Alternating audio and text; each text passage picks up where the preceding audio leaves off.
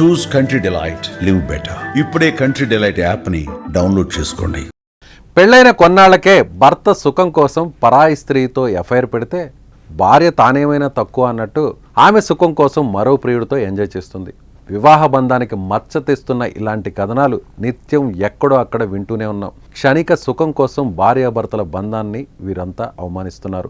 మరీ దారుణం ఏంటంటే వివాహేతర సంబంధాల నేపథ్యంలో దంపతులు ఒకరినొకరు చంపుకుంటున్నారు. సోషల్ మీడియా వచ్చినప్పటి నుంచి ఈ ఘోరాలు మరింతగా పెరిగిపోతున్నాయి.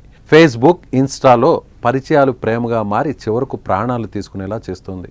2 రోజుల ఫేస్బుక్ పరిచయం ఓ మహిళ ప్రాణాలు తీసింది. ఈ ఘటన ఎక్కడ జరిగింది? ప్రియుడు ఎందుకు చంపాడు? పూర్తి వివరాలు ఈ స్టోరీలో చూద్దాం.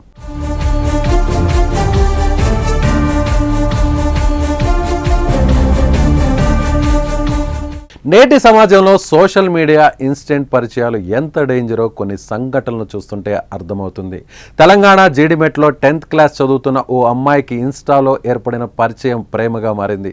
తన ప్రేమకు అడ్డు వస్తుందని తల్లిని ప్రియుడితో కలిసి చంపేసిన ఘటన ఇప్పుడు తీవ్ర కలకలం రేపుతోంది. తాజాగా కర్ణాటకలో 2 రోజుల ఫేస్బుక్ పరిచయం ఓ మహిళను చంపేసింది.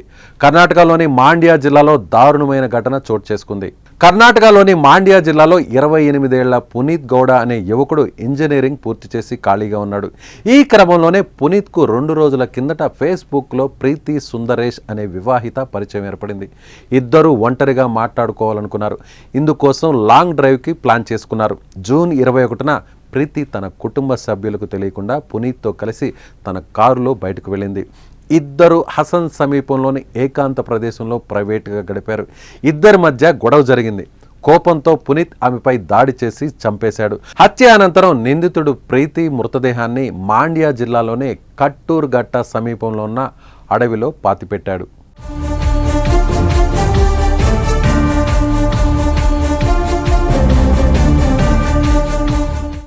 ఉదయం ప్రీతి కనిపించకపోవడంతో కుటుంబ సభ్యులు భయంతో పోలీసులకు ఫిర్యాదు చేశారు.